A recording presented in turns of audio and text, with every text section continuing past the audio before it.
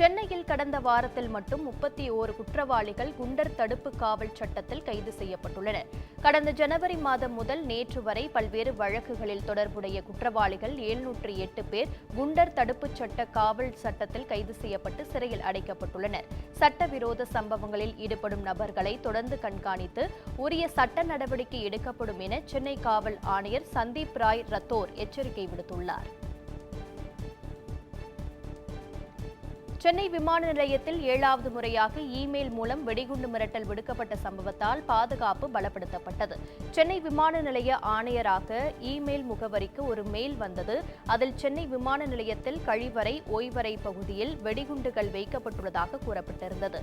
தொடர்ந்து 7வது முறையாக வெடிகுண்டு மிரட்டல் விடுக்கப்பட்டுள்ளதால் அதிகாரிகள் குழப்பமடைந்தனர். இதனையடுத்து சென்னை விமான நிலைய இயக்குநர் தலைமையில் உயர்மட்ட பாதுகாப்பு ஆலோசனைக் கூட்டம் நடந்தது. அதில் தொடர்ந்து மிரட்டல் வருவதால் கூடுதல் பாதுகாப்பு ஏற்பாடுகள் செய்ய முடிவு செய்யப்பட்டது. இதனிடையே மிரட்டல் விடுத்த மர்ம ஆசாமி குறித்து விசாரணை நடத்தப்பட்டு வருகிறது.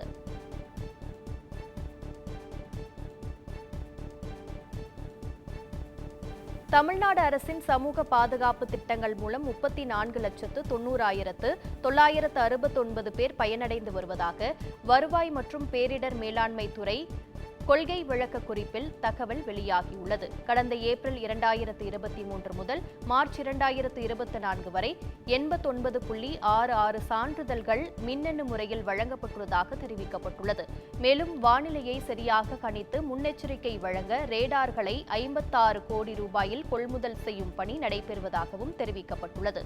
அகமதாபாத்தில் உள்ள விண்வெளி ஆராய்ச்சி மையத்தின் அதிவேக கணினி வசதியை பயன்படுத்தி மிகவும் துல்லியமான வானிலை முன் அறிவிப்பை உருவாக்க புரிந்துணர்வு ஒப்பந்தம் ஏற்படுத்தப்பட்டுள்ளதாக கடந்த கால வானிலை தகவல்கள், நிகழ்நேர வானிலை முன் அறிவிப்பு ஆகியவற்றின் அடிப்படையில் சென்னை மாநகராட்சி முழுவதற்கும் அறிவுசார் வெள்ள அபாய எச்சரிக்கை அமைப்பு உருவாக்கப்பட்டுள்ளதாகவும் தெரிவிக்கப்பட்டுள்ளது.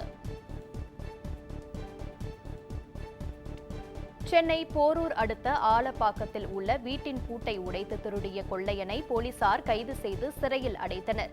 கடந்த 16ஆம் தேதி வீட்டின் பூட்டை உடைத்து 42 சவரன் தங்க நகைகள் மற்றும் வெள்ளிப் பொருட்கள் திருடு போனதாக வீட்டின் உரிமையாளர் சாந்தி மதுரவாயல் காவல் நிலையத்தில் புகார் அளித்தார். புகாரின் பேரில் விசாரணை நடத்திய போலீசார் திருட்டு சம்பவத்தில் ஈடுபட்ட கொள்ளையன் ராஜேஷ் என்பவரை கைது செய்து சிறையில் அடைத்தனர்.